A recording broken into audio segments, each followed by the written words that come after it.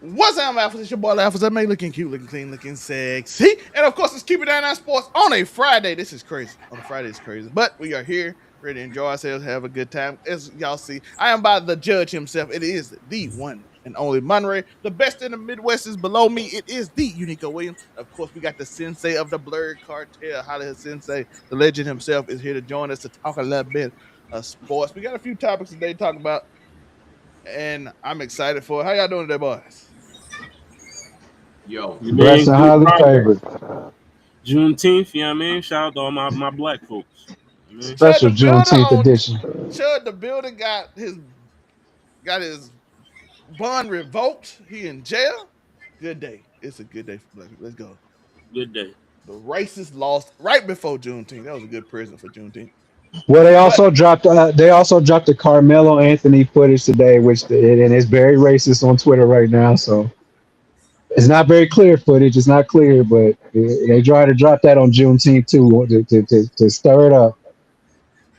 we ain't letting them win. We got Chud the builder locked up. Good old CIA psyop.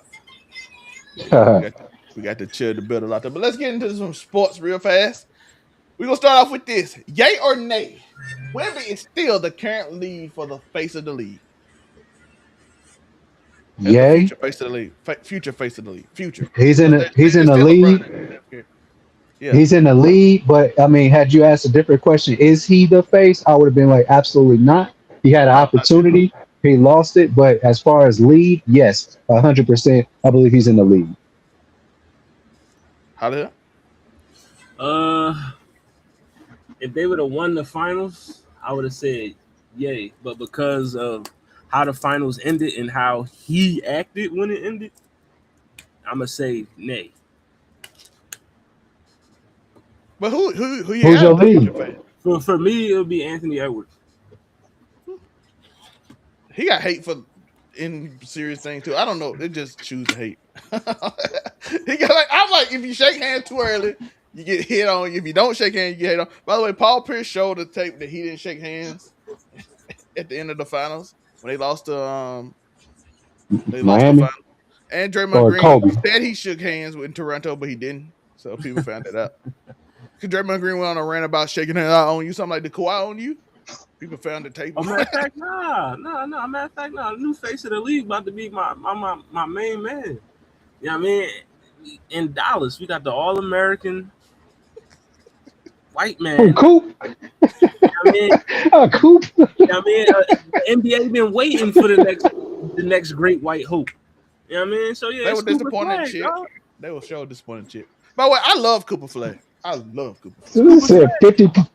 50 point Coop. I mean, Got he's it. about to be the face of the league. You know what I mean? Coop play Interesting. defense. He can score. He do everything. I love Coop. Monray.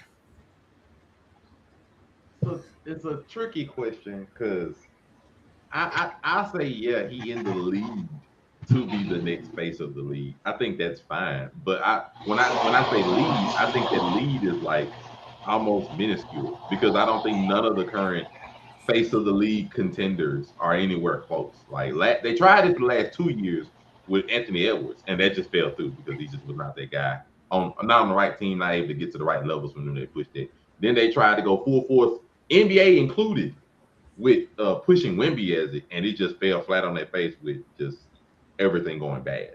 So it didn't work out for that one either. And then so sure he could be in the lead because like he's like the most known right now American-based player. That well, now he's not even American, he's French. So it's still not gonna be accurate. But otherwise, I don't really have a problem with it. But yeah, he could be in the lead for face of the league, sure. But I don't think it's really much of a race. I guess is the best way I can say it. I I'm don't a. think nobody is close. It's three criteria to be the face of the league. One, do you move the needle when people talk about you? And I'm gonna tell y'all you, Wemby moves the needle. Listen, I did probably 100 shorts in the playoffs on the playoffs. The one name that consistently got me a lot of views is Wemby. If I put his name in there, he got views. So does he move the needle? Yes. Most watched finals alongside the Knicks. Yes. One of the most watched in Western Conference Finals. He got that. Talked about 5 days later, they still talking about him shaking hands. 5 days later, I'm seeing Skip Bayless still mention him shaking hands. Like that's how much they don't even talk about the Knicks. They talk about Wemby shaking hands still. 5 days. I saw Stephen A. and them talk about that. I'm like, again? I don't but that's the need. So you need to move. Second gotta be MVP candidate. Should probably win MVP, but at least be an MVP candidate. He was third place. And the third, you gotta win championship. Therefore, he in the league, but he don't have it because he got 2 of the 3. Shea got 2 of the 3 as well, so he's close. Jokic is older, so it's hard to put him up there with them. Best player, yes, he could be in that conversation, 100%. But face of the league, he kind of on the older side. The league probably want a younger face of the league. So you got people like that. And another name that's surprising me that people talk about a lot that moves the needle, but he hasn't got the other two is Dylan Harper. I was shocked by that because if you put his name in the title, it does very well for your YouTube video. They even did a Family Feud episode, and Wemby was the 7th most famous athlete in the world, behind like Tom Brady, Steph Curry, Messi, LeBron. Like I'm like, that's a crazy title. He's 7th most famous athlete in the world right now among Americans. So I was like shocked by that. But yeah, so he got 2 of the 3, but you still gotta win a championship, and you probably gotta win the MVP to actually take that spot. So he only got 1 of the 3 technically. So, but he is a kid. I also could. Matter of fact, I'll take my answer back. I know. After listening, I'll take my answer back. I think it's SGA. I'm gonna be fair. The reason why he got 2 of the 3, so I'm taking it back. And the reason I say that back, Wemby is not fair to be like he moves the leader. He moves the leader right now because he was the most popular thing to talk about because the NBA was trying to push him as the face throughout the entirety of the playoffs, especially during the OKC and Spurs series. That's primarily when it pushed off. And yeah, he moves the needle, but he moves now. It's more of like some of that hype has gone down because he got exposed, and so it's not necessarily the same. OKC was moving the needle by being the villain, and SGA just wasn't pretty to watch. But they were the villains because they were the villains. They were hyping them, going everywhere. Everybody wanted everybody to beat them. You can also move the needle by being a villain of the NBA. That's how certain people operated. That's how there are people that love LeBron. There are people that hate LeBron. There are people that love Kobe, and there are people that couldn't stand Kobe. There were even people in Jordan's era that loved Jordan, and there are people that couldn't stand him. So moving the needle ain't necessarily just you're gonna be the famed person. It's like, yeah, that's fine. And I think after like 2 months from now, once we get back to the regular season and then Wemby's moved to the point of it's now whatever you do in the playoffs is the only thing that matters, because they've done this twice with Anthony Edwards and they tried to push him and he was moving the needle, whether it was baby mama drama or everything else of that nature.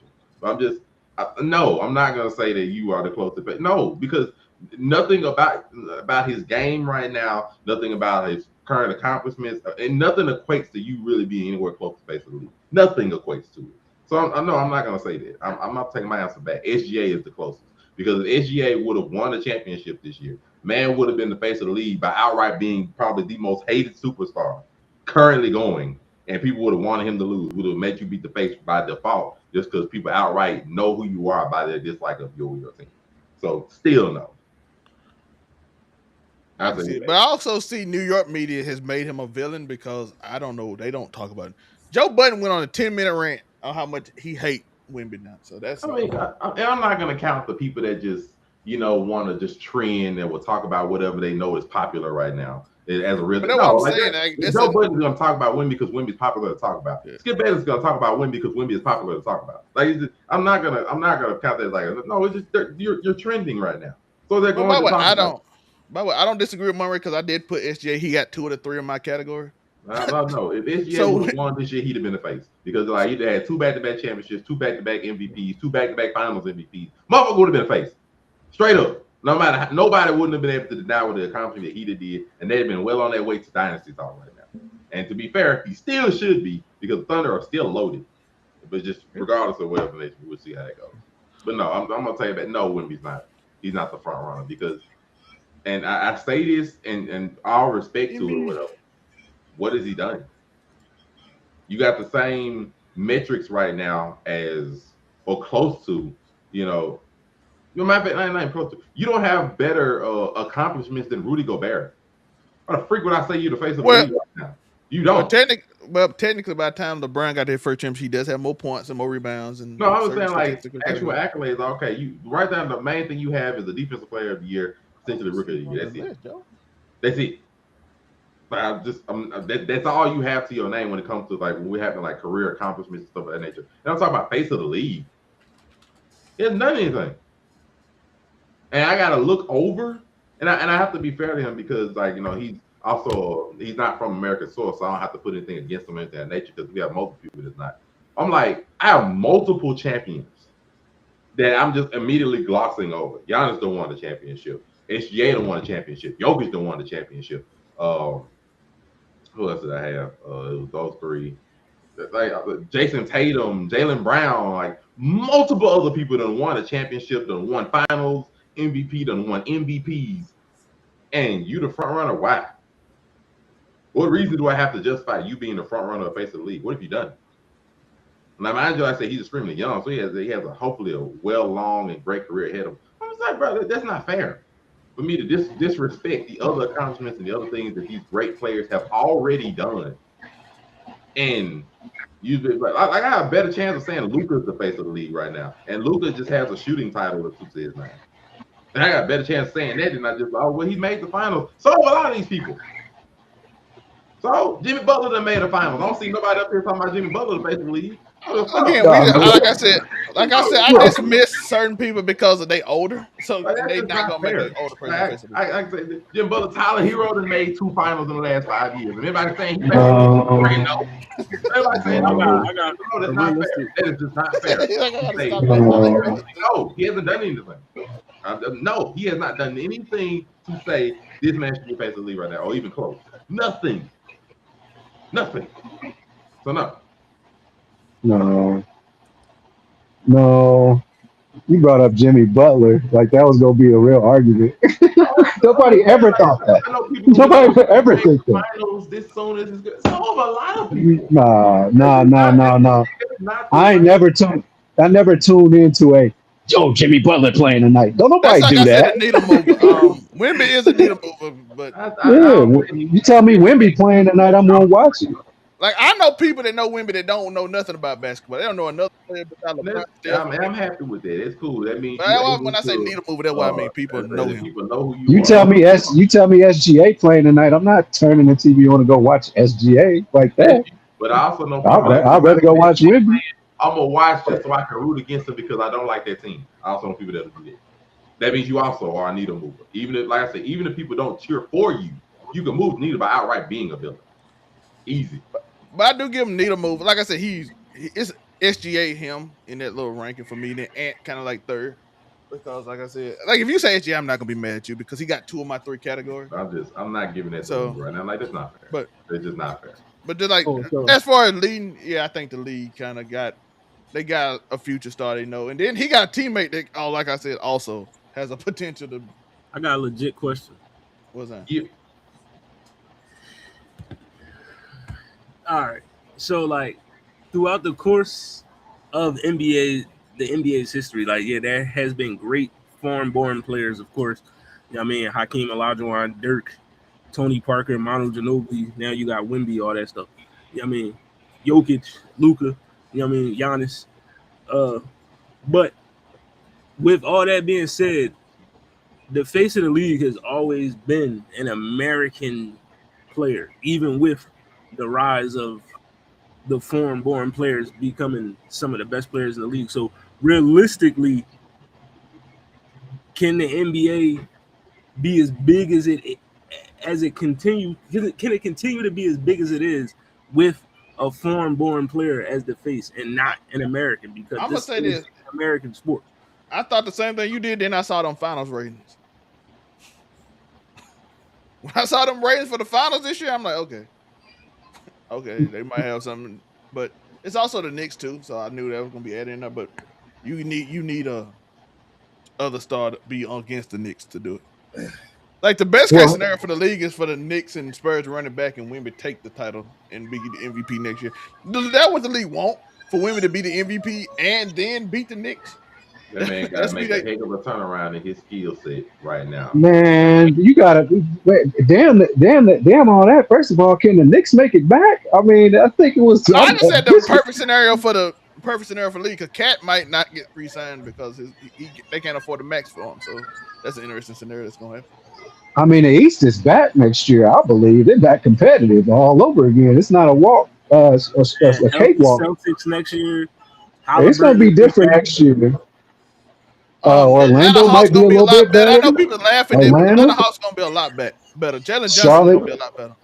Charlotte will be there. The Heat might be By the back way, based Jalen Johnson the upon only it's team a to beat them lot. twice. By the way, Jalen Johnson beat the Knicks twice. Come here, boy. Come here.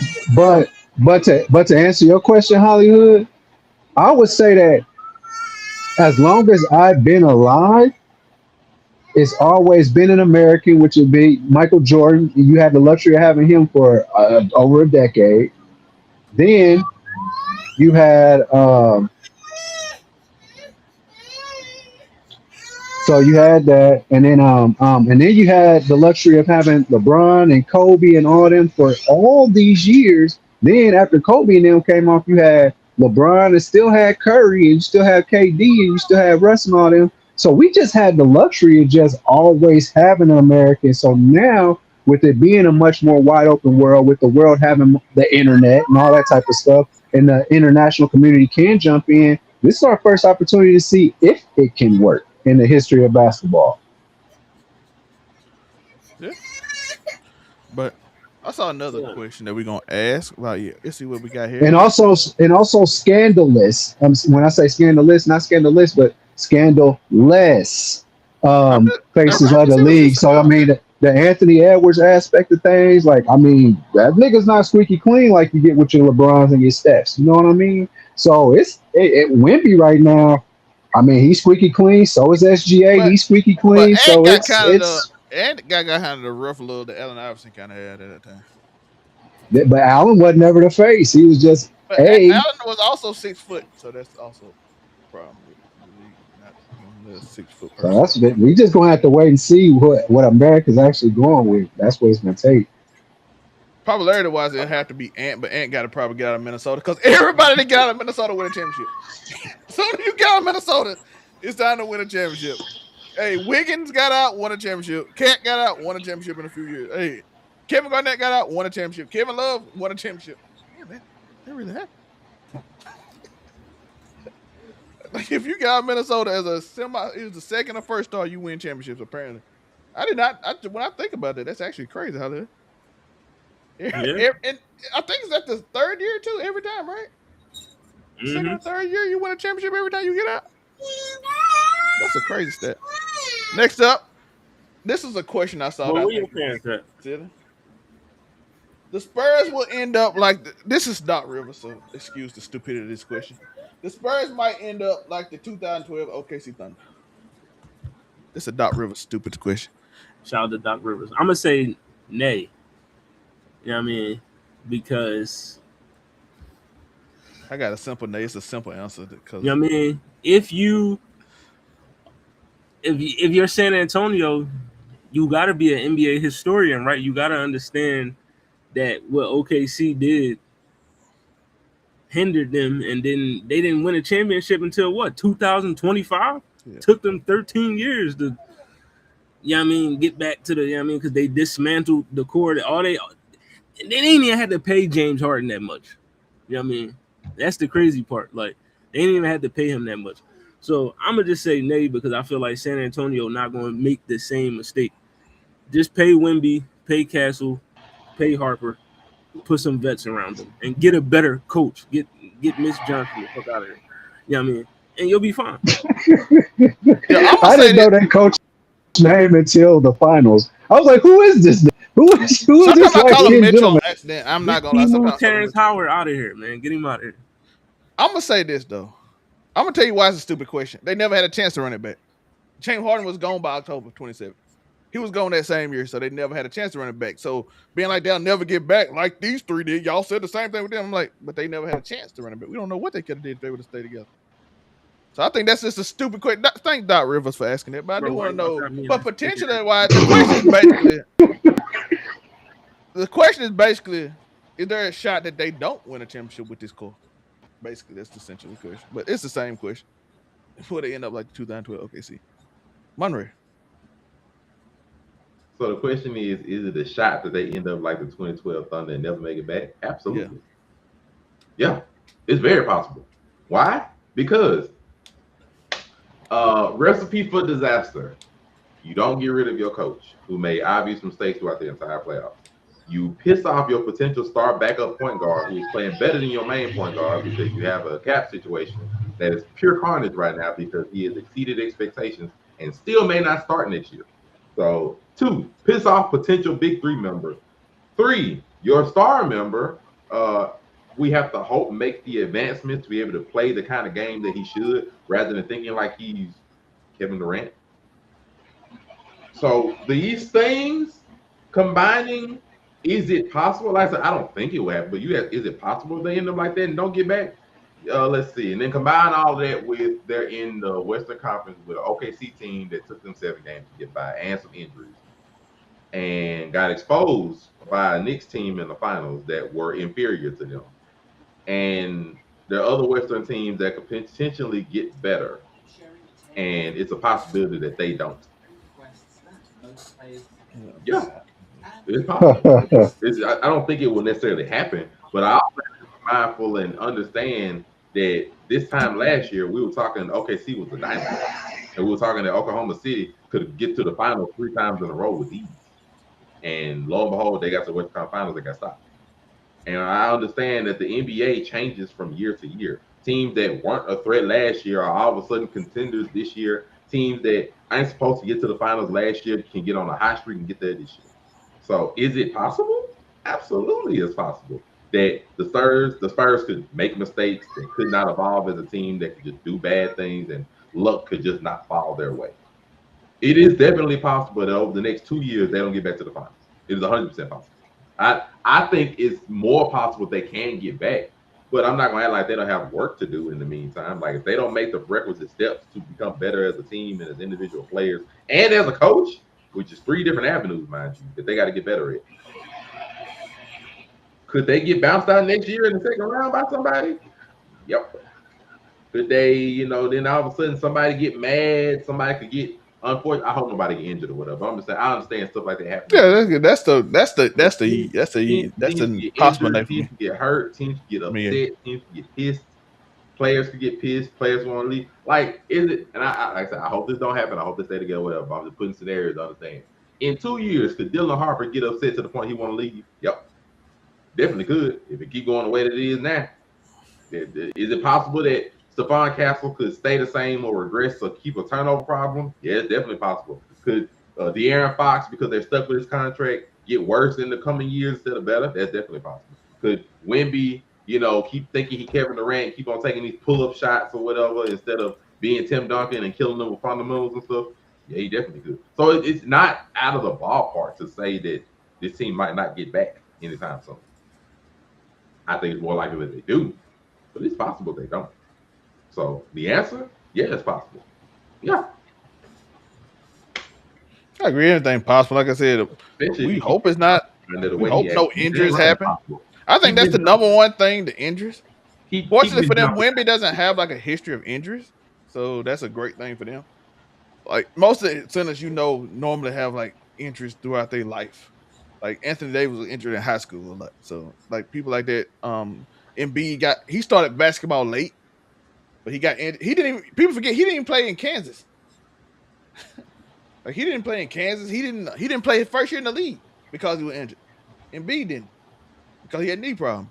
Fortunately for them, Wemby longest out was because of a blood clot, which is like a whole different type of scenario than a leg injury. But for a big man, he had a blood clot. That's way better than him having leg problems. So that's a good thing for them. So hopefully no injuries happen. And the other point I had was I agree with Monray. Dylan Harper. He get mad. Like I said, now it's a problem because he advanced quicker than we thought he was. Because I promise you, if they thought he was going to be this good, they wouldn't have gave that extension up. I mean, my last thing, and I'm pretty sure we've all seen this post at least sometime this week or whatever. The last 8 NBA champions have been entirely different teams. The last 8. Yeah. So for me to sit here and be like, and we've said year after year, after not all, but a good chunk of those teams won, they could easily get back there next year. We said about Boston when they won. Might be the first time they say they ain't. We said about the Nuggets when they won. We said about Boston when they won. We said about OKC when they won. Like Milwaukee ain't even been close. In the last 8 years, none of them have gotten back, whether it was by injury or just they got beat.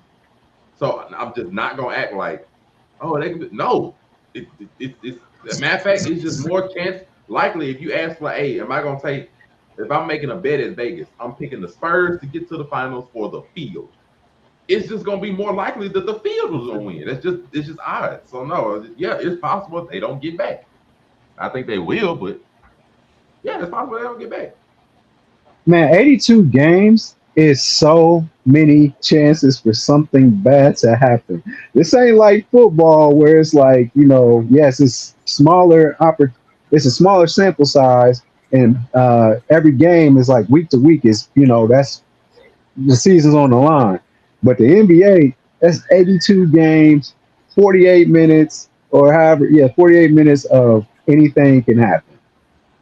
And so injury is crazy. I mean, we in the NBA, man, dudes be out like 6, 7 weeks, 3 months, like all type of stuff, and that can change the record drastically. Like, it's that's the NBA is so hard to call. Now, the point I want to make about OKC is like the team really looks good enough, especially record wise, to where it makes sense to be like they more than likely coming back for a third run at this thing.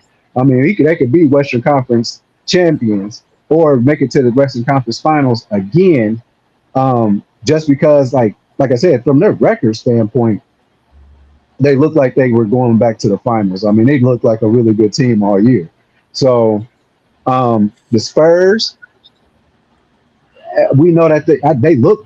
I feel like they can't do nothing but get better. So I mean, it makes sense if you would be like the Spurs and probably going back to the finals. But man, it's so early right now, and I mean, like I said, that December, January stretch of games is going to make a difference between a lot of people's records. I mean, it's a lot that can happen in the NBA, so it'd be really hard pressed to say. But I mean, record wise though, OKC and the Spurs, they just record wise, they look poised to make another run at it. I don't trust the Knicks. I don't trust the Knicks, man. I'm sorry. I just don't see it. Knicks the first team I've seen that people like they can't run it back. I saw Stephen A. Smith, who I was don't supposed to see be his it. favorite team, say they can't run it back. Yeah, but man, again, they have a I problem. don't see it.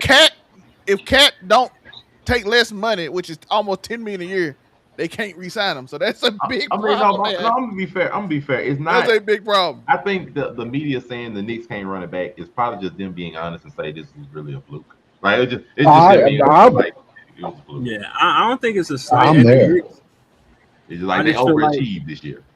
And then not a Cat slight- might not be there next year, so that's a The ball bounced your way. The ball bounced your way, Knicks. That happens. Like, And plus, you gotta look at the history of the past 8 years, the parity in the league. There hasn't been a repeat champion since what? Golden State ran it back to back in 2017, 2018. Mhm. I mean, so it's not a far-fetched thing to say, oh, the Knicks not gonna run it back because nobody has ran it back in the past 8 years. I mean, I think they just admitted it was a fluke. Like, and not to say that the Knicks are a bad team. They're not a bad team. They played amazing. It's just we can be honest and be like, Came back from 30 down. I did see a stat that said in every game the Spurs shooting percentage went down, which means they got tired legs from the season being long and they're not used to playing it long. Oh, that's just anytime you ever seen it, and I ain't not saying it's an excuse, but again, if you're not used to playing, because you gotta remember they played in game sevens. Knicks had time to have 7 days rest. So if they if a player's legs go to, I know people gonna say they're young, but 100.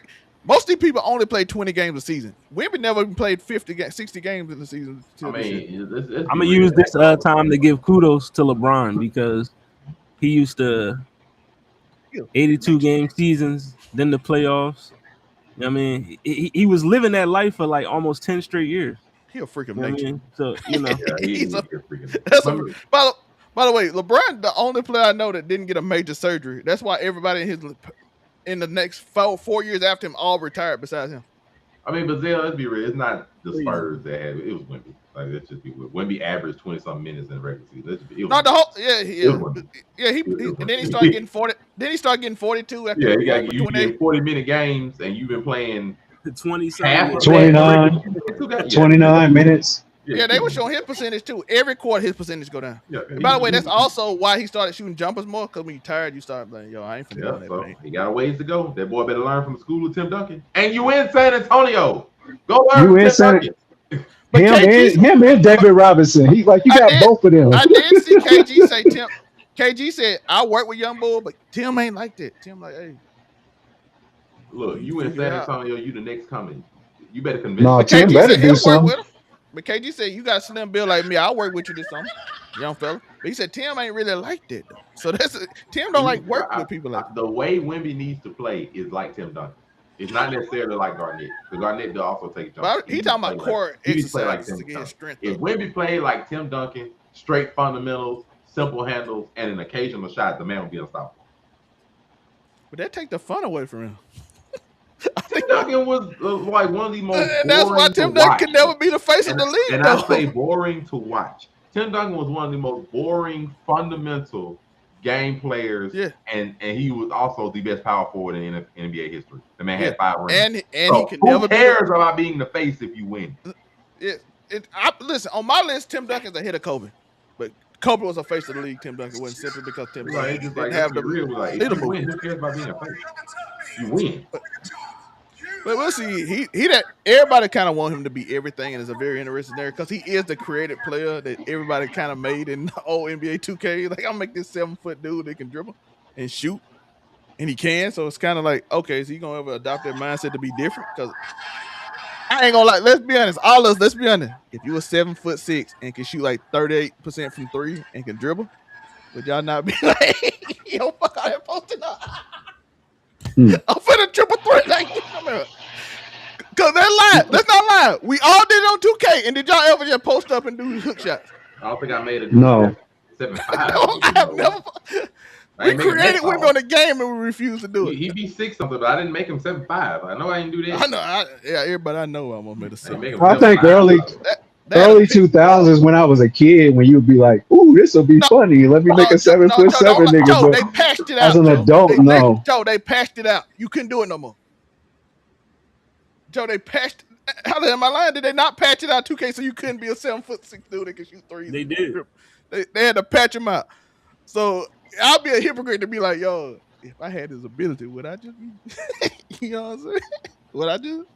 Well, this is a weakness that I found out about Wemby too. Is especially in that game 1. It's like they be standing him up. Like he can't. He's they what Mitchell Robinson and oh yeah, they and Cat. They was standing him up like there's no backing him down. It was remember when Cat was trying to post up or trying to when he was trying to back down.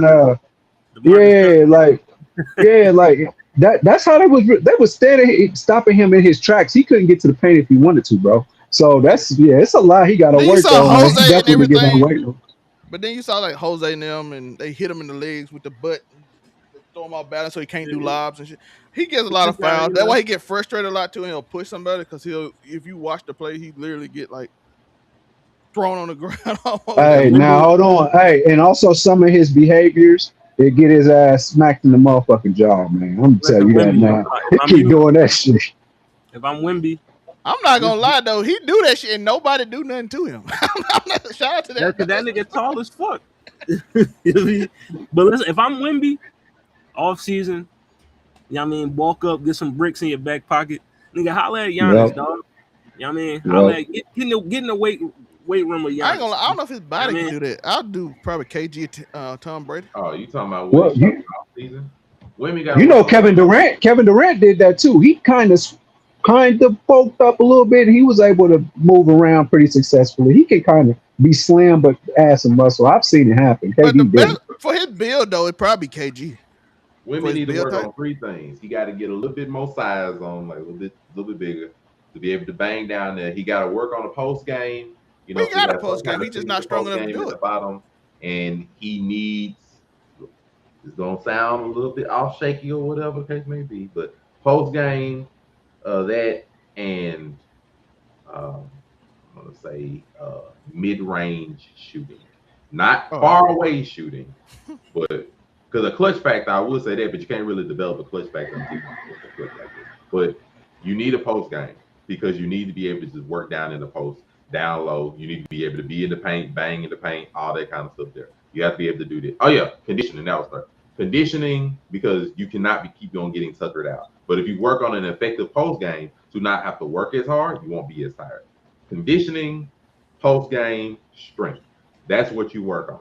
Because if you come back and I see you in game one trying to go off 50 like you did this year with amazing shots, including lucky shots, like I know you need random 3-pointers and all that stuff, not gonna go well because people are gonna exploit you. Like we found out in the playoffs, your game is exploited in the playoffs. You are not a shooter. You are a big man. Play like a big man. Y'all know what's crazy though? We be talking like he averaged like 27 and 13. Like it was like a crazy like nigga, you should have did more. But he should have though, because I'm not saying he should do more. He should do different. But I will say this for him though. The post game, I think he got post move, but I'm gonna tell y'all something from playing back. If you ain't strong, that dude don't move. You're gonna be looking crazy. Sometimes he did a move against Cat, and Cat didn't move, and he did a layup up and under. Cat just sat there and looked at him. He like, oh, that ain't gonna really. Yeah, I'm like, you ain't backing down, Cat. I'm like, bro, you should be able to back down, Cat. I'm like, even though Cat is strong, I'm just saying like that's the kind of post game you should be able to back. But you saw him do post move on Chet, and it worked because Chet ain't strong. Like, So Jokic, we talking about Jokic. Jokic can bag down somebody in the post and get a bank. So you saw him do post moves on Chet. Bag down somebody, get a bank, easy. You are 7'5". We need you to be able to back down somebody and get a bank one. That should like be. I said, that'd be if he get his core strength down and can like not be set like this. When if they can put it in your back and sit you like that, it don't matter what move you got, he ain't moving. So you just sitting there. You can do all the shakes in the world, boy. He just gonna be looking at you like that. He ain't moving this.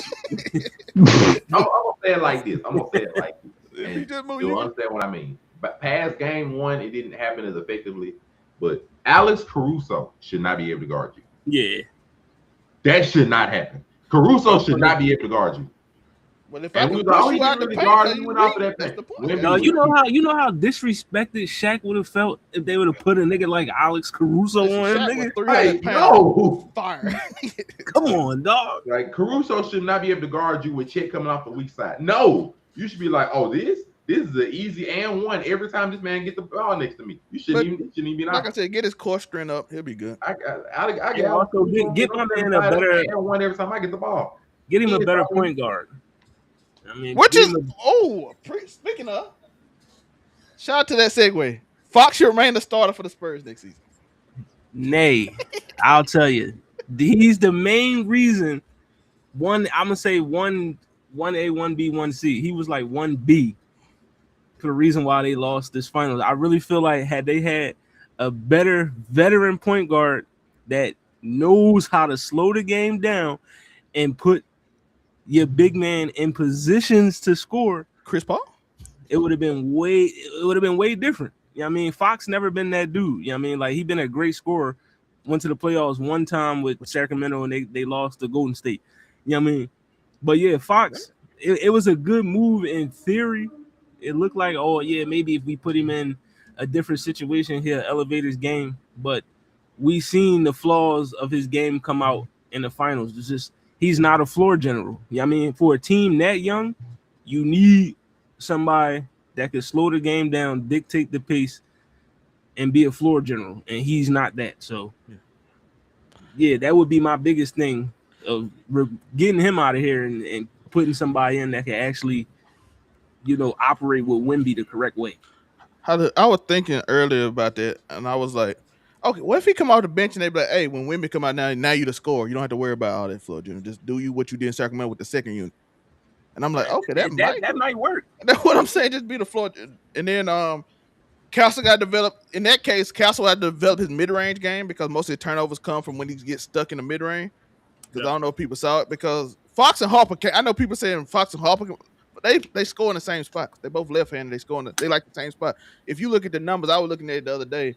Fox percentage and Harper percentage when they play together goes way down because they like to try to score in the same spots. Castle like to score in the middle of the court. The only problem with him is he gets trapped in the middle and he's not confident in that midi. And then he just like, oh, I gotta throw a lob or something, and then it ends up being tipped or flipped over. So if he learn that, he can literally be the point guard for the team. I know people don't like Harper is a scorer. Harper is a scorer. Yeah. Harper definitely should be the two guard. Castle is literally he's 6th in the NBA in assists this year. He was 5th in the playoffs in assists. He had a lot of turnover because when he get mid range, he kind of get trapped and then he throws the ball away because he's like, oh shit, I ain't confident in this shot. So if he work on his midi, which should be his main thing, works on his mid range, he'll be good. He'll cut the turnovers down. That's why I also when they were talking about Fox shouldn't come back in the OKC series, I'm like, no, Fox can occupy that middle and take the ball to Cal's hands so he lets the turnover. That's the whole reason I thought that because I know when he get trapped in the middle, he gets in trouble and he loses the ball. He'll try to go through an offensive foul and run through people because he's like, dang, I don't trust this mid range shot. But I see him in the playoff try to start developing the Shea move that he tried to start doing. He kind of went away from the final because it wasn't working, but I appreciate that from him. Like I said, Dylan Harper got to learn how to go in the middle with his right hand because he'll lose the ball too much. And he got to learn how to pass when he get too aggressive because he's a great scorer. He is an amazing scorer. And then they both just work on their 3-point shooting, and if they work on those things. And I have faith in Castle because his 3-point shooting went up way higher this year. He went from like 29% to 38%. So that means, okay, I know you. And in the second half of the season went up to 40%. So I'm like, okay, 40% in the second half. In the playoffs, I think he ended up with 38 again. So I'm like, okay, you at 38 instead of 31, 29 like you were last year. So I'm like, okay, you improved. So I like seeing improvement from players like that. So, and then Harper improved over the year. So they got a little bit to work up, but like I said, I thought Fox should go to the Fox. If you can't get rid of him, take him to the bench and let him be the main scorer off the bench. So he ain't got to worry about being a floor general. Monray. I see now I'm gonna be the one to have the complete answer. If they can't trade him yet, he should be the starter. And I'll let me know that I am a Harper guy. Harper is my favorite person on the team right now. I will be fair. He shouldn't start if they can't get rid of Fox. The reason I say that is because I believe Harper has the talent and the ability to be a starter and start and lead the team and everything of that nature. That's fine.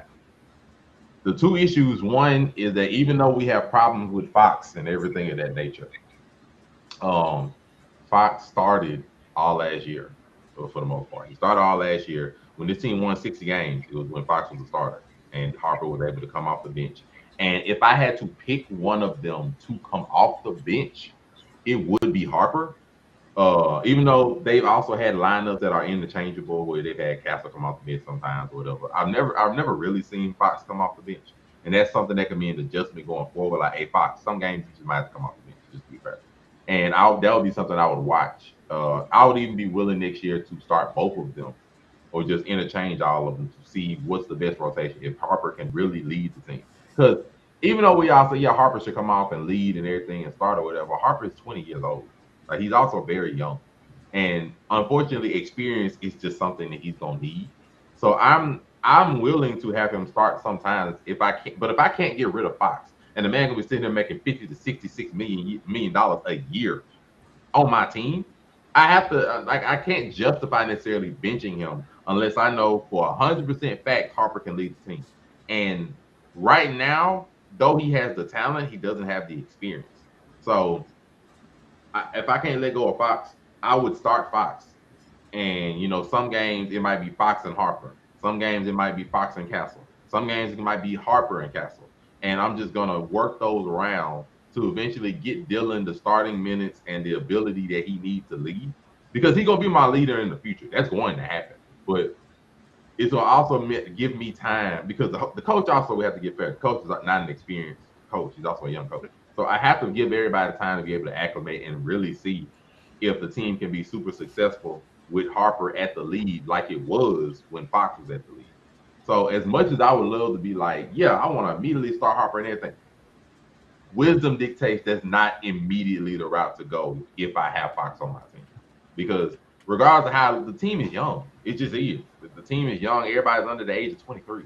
And Fox is the only person with any kind of experience. And unfortunately, he has the history to show that in the regular season, this team won 60 games when I was the head point guard.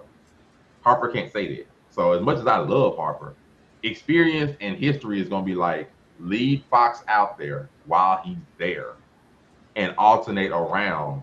And then if by the trade deadline of 2027, like January-ish or whatever, I clearly can see, all right, Harper Harper's the best guy to run the floor. He's the best guy to run the point guard and be the starter or whatever it may be. All right, cool. If I can let Fox go for something at that point, big. If I can't, all right, Fox, we clearly see the team's going in a better direction. So we're going to rotate you and have you come off the bench. Something like that.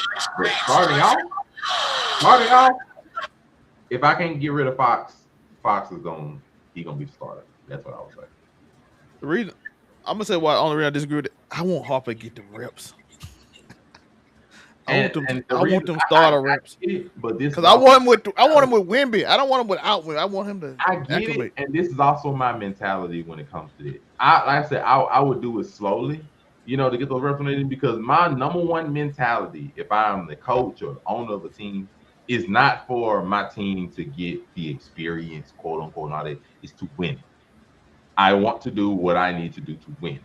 And I know from history standpoint of fact, we won 60 plus games, and Wemby was a potential MVP of the league when Fox started. So therefore, I know from history that I know this will work. And I also know Harper has potential, so I'm going to do him slowly to get that potential in.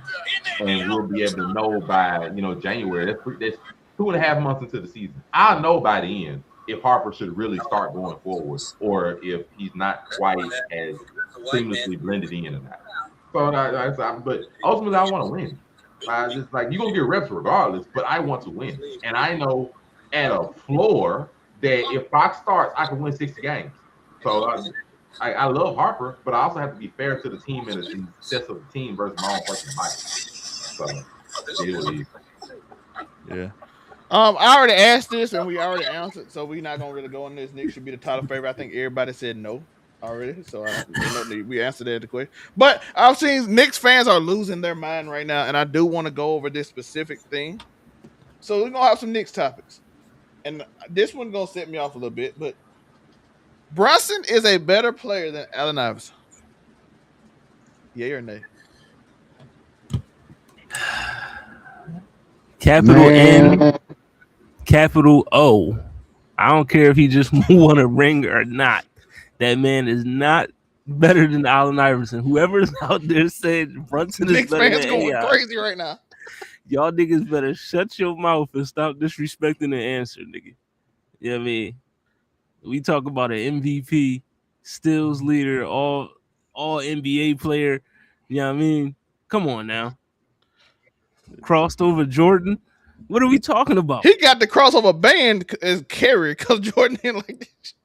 Like, you know what I mean? It's the whole ring culture thing. I mean, you win a ring and then you suddenly just vault ahead of niggas that, was better than you all the whole time. You know what I mean? But because you got a ring, nah. I'm gonna say this about ring culture too, because this is one thing that I said gonna set me off. Listen, the ring thing is just to separate the all-time greats because they all-time great, and it's hard to separate them. Right. What, like the Shaqs, Kobe's, they win 3 or 4, 5 rings. So you need okay, what's the separate? Who won the most? Who had the best percentage? Who did this? Who showed up the most? It's just a little nitpicking. Once we get past the 30 and 40. Ring don't matter who the best player no more because we ain't trying to separate them. It's just who better. And no, Brunson is not better than Allen Iverson. I say we even had a debate in the chat about people saying, is he better than Luka or Harden? No, he's not a better player than Luka or Harden. He is simply not a better player. Now, I did make a case that if I was building a team, would I want him as a leader of the team more so than them two? Yes. But as a player, it's not even, I'm going to just be honest, it's not even close. I'm just judging them at their peaks. Nah. And I fucks with Brunson. I like Brunson too. Like I said, as a captain, I love Brunson. But as a player, he's nowhere near prime Harden. He's nowhere near Allen Iverson. He's nowhere near Luka at peak. There's a reason he was second. When they played together, there's a reason he was second choice. Just to be honest. He's a great leader, by the way. Listen. He's a great leader. And if you had him on I would love him on my team. 100%. So it's no disrespect to him. But just because he led a team on a great run where before the last game he scored 42, we were saying OG was the MVP. That is true. And the first 2 games we were saying Cat was the MVP. Yeah, in the first 2 games, Cat was the MVP. Brunson played horrible in 4 to 5 games. Well, the last 6 quarters he played amazing. The second half of the game 4 and then game 5, but the first quarters before that he was awful in that series. So I mean, so you might have an argument if you say Brunson better 3-point shooter, and then you could go out there and say Is he's it? learned how to he's learned how to he's built on what AI was able to do in regards to being a scoring guard that goes to the hole. Okay, you got a little bit of an argument there. But until I can see an Allen Iverson with a complete team with help, like Brunson got, which he might be getting those open opportunities in the lane and those threes because of all his supporting cast around him. Okay. So until I could see Allen Iverson with a complete gifted team at his prime, I gotta give it to AI because I mean he did a lot with nothing, if you ask me. And to go up there and say I'm taking on Shaq and Kobe, basically by myself. I mean, dog, no, I ain't no. I'm sorry, Brunson, but you got too much help, bro. Right. This is a question that goes to a well-known thing that happens after every NBA championship. A whole bunch of random debates of where this player ranks now and how good is this player ranked now after every championship. It happens every year. And Jalen Brunson is just a new person that people are throwing up comparisons. I've seen videos of people saying, I can't name 5 people better than Jalen Brunson in the league right now. I can't name 7 people. Like, what the fuck are y'all talking about? Like, people have to understand, and it's something that people just do not get for whatever reason, or they just go with the flow of how stuff goes. Championships normally do not change how the player is. It just advances their legacy. It advances their career. The player is still the same. And I say 9 times out of 10, because unless they have just a historic finals performance or something in nature, or something happens in the finals that makes us have to evaluate their skill set. Like for Wemby, for example, we reevaluate Wemby's skill set based on his performance in the finals. But like if Wemby would have won and played like that, it still would have been like Wemby didn't play well. Like, and so Brunson didn't play well in there, bro. Like, the last year or two, and I'm saying that like prime peak or whatever, he hasn't changed just because he got a championship. And we have to start looking at people like these players have not changed. 9 times out of 10, they don't change that much when they win a title. They just win a title. So no, like Brunson still ain't better than Steph. I'm willing to say that because I still think Steph is great. But like, it's not wrong to be like, oh, Steph is Brunson's better than Steph. So I'm like, no, like these are still the same players. I saw that debate too. Yeah, I've seen plenty of. When I say I've seen a ton of debates. When I told you I've seen one of people like I can't name 10 people better than the league right now, bro. I'm like, what? Oh, Brunson's better than Ant right now. I'm like, wait, what? Like, how do we get to some of these points? I saw somebody tell me OG Anunoby is better than Kawhi Leonard. I almost lost my mind. Yeah, I've seen ones. Jalen Brunson. What? I've seen ones where we went. Jalen Brunson has gone from he's the best. He's possibly the top 5 point guard in the league. So he's the top 3 player in the league. How the frick we get here? No. Stop this. Or I've seen ones. The 2026 Knicks are better than the 2024 Boston Celtics roster, or they're better than the OKC team. Like calm yourself. Like, no, just because a team or a player wins a championship doesn't necessarily mean they're super different than what they were. It just means it's a stamp on their legacy and their career. The players are mostly still the same player that still has defensive struggles, like and still shoots a lot of threes and so like that nature. He just won. Like we forget, we're like, oh, Cat's a champion right now. Cat also scored 2 points in the last final game. Like stop acting like these players have changed a great amount just because they have a ring on their finger. That's not what that means. So when we're talking about like Brunson, no, he's not. No, he's not. Like, no. Matter of fact, when Castle guards him, even in the last game before he got in foul trouble, he only shoots 30%. We're not doing this, bro. Like, no, like Brunson is not sniffing the top 5 to 10 point guards in history. Like, not right now. What are you doing? Let me ask y'all this. Let me ask you this. Who does? I'm gonna name these 3 guys and tell me, does he clear them? Holly, Maxey, and Cade. Does Brunson clear them? Yeah, right now because no. Take the step. Forget the championship. I'm talking about you got them fourth person that you would choose to start up I think to start to or be start fair, your team two up. of them still young. Max Well, and Cade is okay. kind of like they don't have the veteran. Well, no, I answer your question in a better way. I don't think clearing them is the right term to say that. Yeah. But would I pick him above those 3 years? Because I feel like he's just as good of a scorer as Maxey, and he's shown the ability to be able to score in the clutch. So with Maxey, I'd pick him over him. Halliburton is two different skill sets because Halliburton is a floor general versus Brunson is more of a scorer. But so it's more either way. Halliburton come off an injury too. But Brunson has shown me that I've been able to go farther consistently, leading a team. Hallie has had the one run, but I have to see him be able to do that over longer periods of time, and I don't know what status he's gonna come back as. So I can say Brunson over that. Cade has had 1 year, and I've seen some of the hype over Cade. People need to calm down too. Cade's had 1 year. 1 year of being a top good scoring officer and a top point guard. 1 year. He got to have some. And in that 1 year, like, we give him a caveat because his team struggled around him to score. We will give you that caveat. Well, it sound like you saying that Brunson's the best point guard in the East. Then is what you're saying. Yeah, right now you could confidently say he's the best point guard. I don't really think there's a problem with saying. I mean, for me, I'm not doing it. If you judging it off of, accolades, then yeah, Brunson.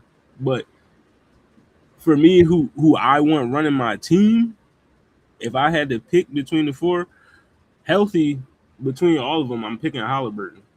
I don't know how Hallie gonna come back. He had a lot of issues with his Achilles. I say it depends on what you want out of your team, which I'm not mad. I say Halliburton and Brunson. Halliburton would easily be number one. Size of skill sets. Yeah. Like Halliburton is a rare point general that also showed a really good clutch factor in the playoffs himself. It's just Hallie is young, and I don't know what stat he's gonna come off in. But if you want to say currently, right now, Brunson's probably the best. But it just also depends. And he beat Brunson already. He just ran in the shade. Yeah. So it just depends, like on what you. He got injured in the finals, didn't he? Game 7. He got 12 game points. 7 he got injured. He had the strain, I think, around like game 1 in the finals, and then like it just got the better of him when he got fully injured in game 7. But I'm not mad at it. I don't think he clears them. If I'm even looking at outlook, like going forward, who I think is going to be the best, I think Cade probably has the best chance of being the best out of all of them going forward.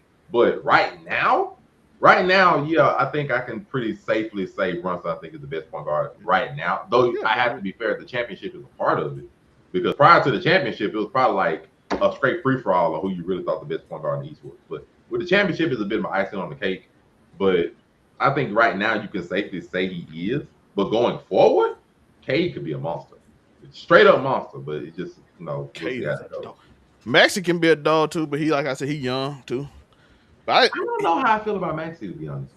Maxey, I really don't know. I think Maxey is good. I think he's a star. I don't think he's gonna be the best player on the team. I think VJ gonna be the best player on the team. I don't know what the ceiling of Maxey is. I don't know if he's at his ceiling right now, being like a primary great scorer, but I don't he got to grow as a I don't know if he can just lead a team. I don't know if he can carry a team. I don't know if he can push a team, or if he's just like a Donovan Mitchell currently type player. Like he could be like the second best star on your team, but I don't know. Embiid kind of hinders him in Edgecombe because they had to slow the game down. Well, injured Embiid does. Healthy Embiid, that team. Healthy Embiid the best player on the team, but injured Embiid, who knows? He can't jump because he ain't got no knee cartilage. But I love Embiid. Point guard wise, I say the championship's a part of it, but outside of that, like I said, outlook going forward, I would pick Cade. I think Cade. Yeah, I think Cade can be. Maxey, you're looking at him. I don't know. That man's stats go up every year. He shoots up too. Points, assists. That should just go up every year. You know what I mean? He's an offensive monster. It's just he's so fast, bro.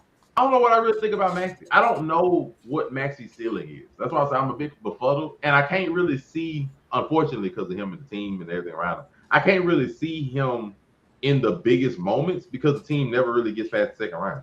So I just can't really they got more screwing us, dog. They got McCain and Champagne. They got swept this year by a Knicks team. Like I said, Knicks team played great, but they shouldn't have got swept by them. So I can't really say I know what the ceiling of Max and what he can really do. I don't know because they get to the second round. And I'm be fair. The Knicks was putting triple teams on Max. I don't know what I can get from them. Like they were triple teaming that boy. When they run out him, BJ Edgecombe, Paul George, and whatever Embiid we make. BJ gonna be a dog. I don't know. I just don't know. I don't know what I can make from Maxey because I don't know what he can do. Yeah. You gotta move them old niggas out the way so the young boy can flare, get some players on. Next up, I just got a question Monray sent me. Carmelo Anthony's career is being deleted because his number in Denver was taken by Jokic. His king of New York. By the way, that's a line from Pop Smoke. I'm the king of New York. I'm king of New York. Melo. Now gonna change the king of New York. Brunson. His Olympic record got broke by Durant. As Monray sent me. Yo, I'm not gonna lie. Melo might be the best player to ever be so disrespected in my life. Letting Jokic take his number is still crazy to me for Denver. That's still crazy. I love Jokic. Jokic wasn't that when he got that number. When he was a rookie, he was not this. If he was this and he came in and won that number, yes. But they let him take it as a rookie, and he was like a late first round pick. And like, oh, you can have 15. What the fuck you doing? Why take that number? I got my answer for this one. I'm gonna just say nay. Real hoopers, real basketball fans. I agree with that. You know what I mean? They know Melo is stamped. You know what I mean? Hall of Famer. It's one of the 75 greatest players of all time. And not getting knocked off. He ain't. You know what I mean? You know, he was a walking bucket. You know what I mean? He's just, you know, he chose to do it on his own. He didn't go what fucked Melo up was, you know what I mean, he got sandwiched in between Kobe winning his chips and then LeBron winning his chips. So I think his first 4 years he lost to Tim Duncan and Kobe. All 4 years. You know what I mean? So, but yeah, Jokic brought a championship to Denver. So, you know what I mean? And Brunson brought a championship to New York. So, regardless, you bring a championship to any team. Yeah. I mean, your lore is going to be significantly. You know how the hell you know it's nasty? His jersey never going to be retired in the Raptors because the nigga got it. You know what I mean? You gonna see 15 and it's not Melo in the Raptors. That's crazy. Melo maybe get Denver, 7 for the Knicks. Maybe he can get 7 for the Knicks. Yeah, he probably get 7. But Melo and Denver ain't end on the the greatest relationship anyway. I'm gonna tell you the truth though. People don't remember. That team was getting moved until Melo got there. They were selling the team off and it was going to be OKC. But Melo got there and saved the franchise. Yep.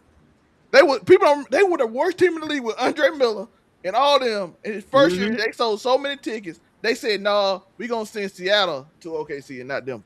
So the only reason Denver got a team is because Melo showed up. Because Carmelo Anthony. You know what I mean? But to get disrespected in that city is crazy. You know, his legacy, I ain't gonna say it's being deleted, but it's usurped because of the greatness of Jokic winning the championship and also wearing the same number. You know what I mean? And then Brunson winning the championship. But also, I mean, Melo, when he was in New York, I mean, they didn't really have the championship caliber team, to be honest. The one year they had it, Amar broke his arm hitting a fire extinguisher. You know what I mean? I'm still upset about it. Screwed it up. Yeah, Maury started I ain't never gonna forget. They lost by 1 point in Miami, and he hit a fire extinguisher and broke his arm. Upset by that stupidity. Like, why would you do that shit? You know what I mean? He didn't even play no more. Like, you just ruined our chance, dog. Because they only lost by 1 point, Hollywood. They lost by 1 point in Miami, and you broke your arm on a fire extinguisher. Said, yeah, you know what? Yeah, I'm gonna make sure we lose this series. You know what I mean? Let me break my arm real quick. And he never was the same after that either. Yeah, shout out to Amari Stoudemire. Raymond Felton got fat after that, so shit, Raymond Felton, that nigga. He didn't got big for real though. I knew he was gonna get big when he stopped. He was eating too many of them New York Glizzies. You know but Monray, this was your question that you sent, so I don't know your thoughts. Like I said, this is over the past week where I've seen so many posts and debates and questions, I had to send this one because it's really interesting. I don't think it's being deleted. But is he being sort of diminished? Definitely. Like, I think when it's all said and done, when it's all said and done on basketball, I'm going to go forever. But when it's all said and done of like probably the next 10, 15 years, Melo might go down to being when people ask about, hey, yo, how was Melo? He was one of them good players, man. He about to go down to that route because Nuggets, the Nuggets, I'm gonna be fair. The Nuggets, they remember him, but they've already forgotten him. They got a championship. They don't care anymore. They've already moved on. He saved the team from They got a getting championship. moved. The Knicks, I can tell you right now, the Knicks barely will remember he had a jersey there, just because the fact they just won their first championship in 50 years. They will outright forgot that man even played. They might not even remember his name anymore. Like, He the first person to get them to the playoffs in like a decade. They don't care because they got their first championship in 50 years. They don't give a fuck. And I know they don't give a fuck. So and it's not just him. It's when we think about a bunch of players, him, Reggie Miller, there's a bunch of players that were good. Mark I'm out of too sure, but Reggie Miller. I had somebody else in my head and it slipped my head just that quick. But the players that were good, but ultimately did not get a lot of championships or accomplishments, that go in the record books other than like points and statistics. A lot of those are just going to end up being like, they were just good players. And it's unfortunate, but it's going to end up being true because as the league continues and more good and skilled players show up, some of them are just going to get left by the wayside. And like, they're going to be like, okay, they were great players. Yeah, some of them made the Hall of Fame and that's going to be it.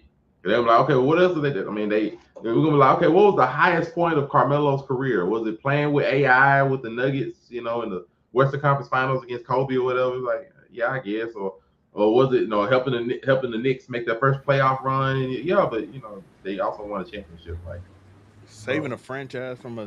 they were like, yeah, you saved the franchise. I'm like, they were like, yeah, quote unquote, save the franchise. They weren't going bankrupt. They was moving. They was 100% moving to Seattle. Oh yeah, like I'm saying that's what people are going to say. Oh, people are like, they weren't going bankrupt. People don't remember that. I know it, and that's what I say. When we remember great players and what they've done, it's gonna get harder and harder to remember those great players as great when the goalposts end up being moved. Like, we're gonna be looking at people like, not unless he wins or whatever. But I'm just using people as example, like Jimmy Butler. Really, that Syracuse gonna help him. Really, really good players, and it's like they're gonna be sort of forgotten about. Something like that.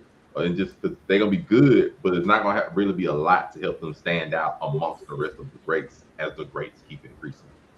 It's just like we ain't gonna be able to say, hey man, yeah, this man averaged 30 points a season. He was 35 and 6 and all the kinds of stuff. Like, I can name you 7 people that's probably doing that right now. It's just gonna be like, it's only gonna be so much we're gonna be able to help us keep remembering some of these people after a certain point. Like Tracy McGrady. Tracy McGrady is definitely heading down that route. Where he's like, man, he was a great player. Yeah, he behind Melo. He never got the first round.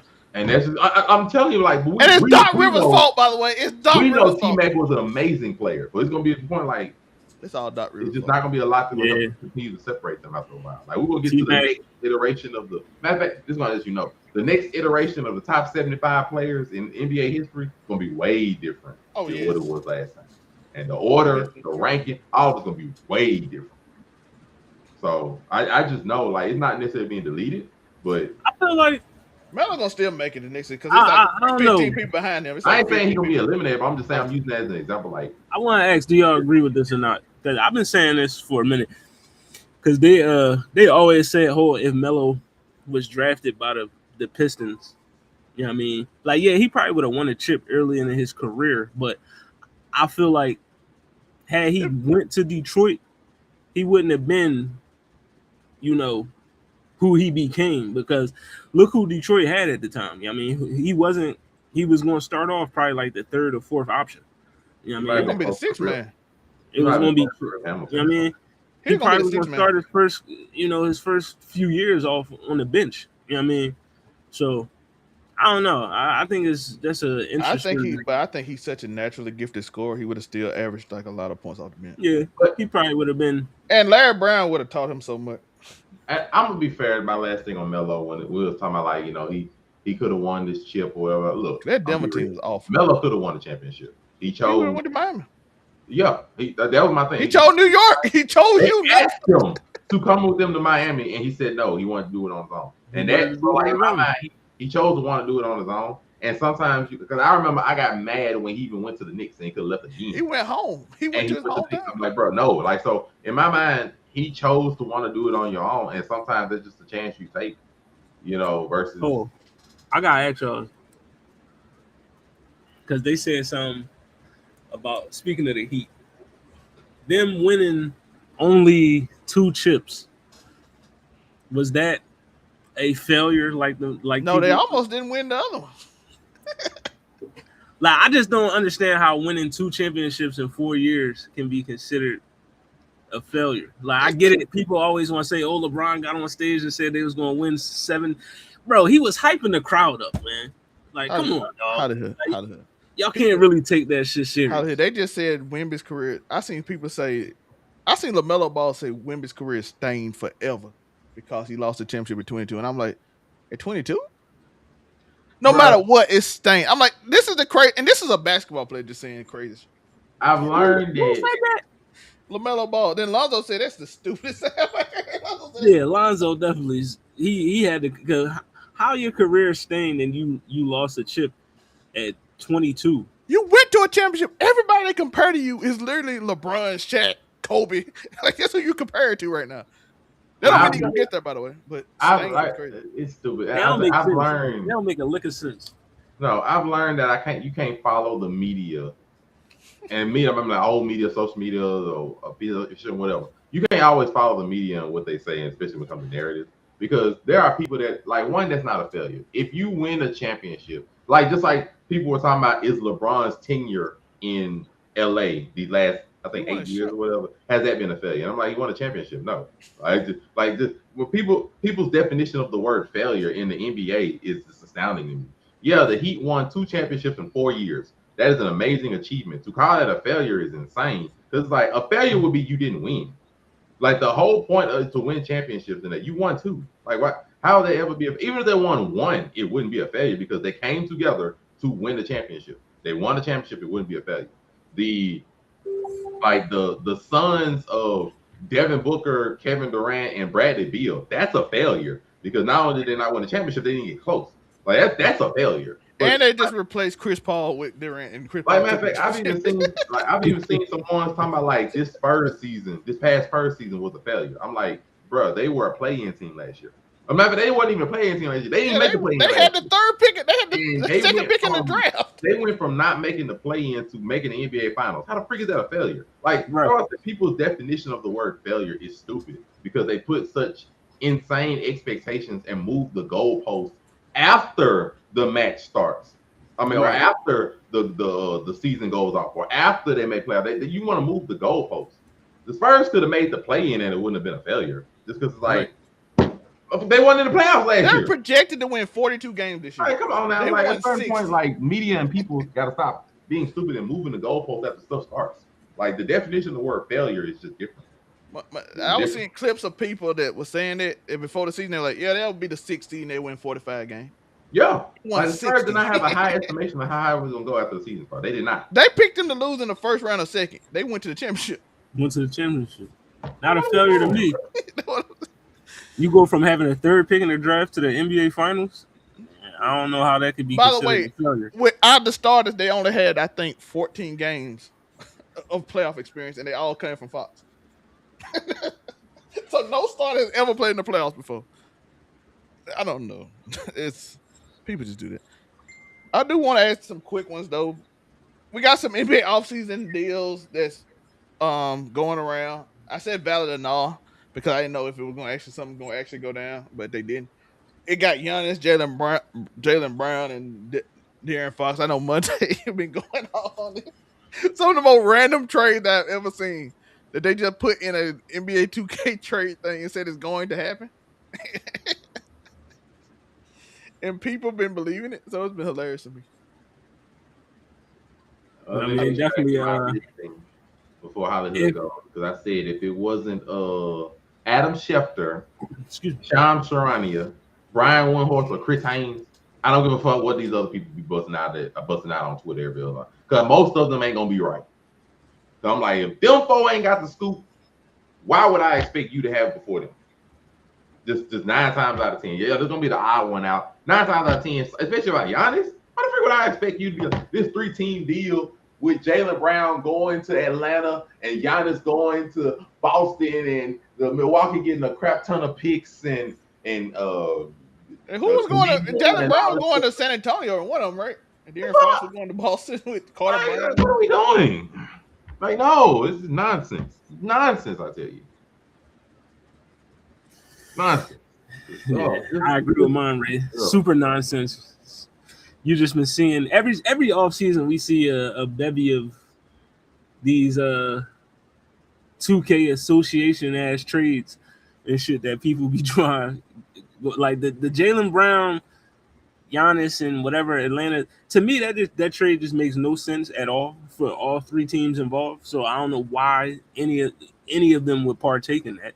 You know what I mean? And if you Milwaukee, why the fuck would you give Boston Giannis? Like, I mean, why would you keep him in the same conference? You know what I mean? And then give him to arguably the best team in the conference. That makes no sense.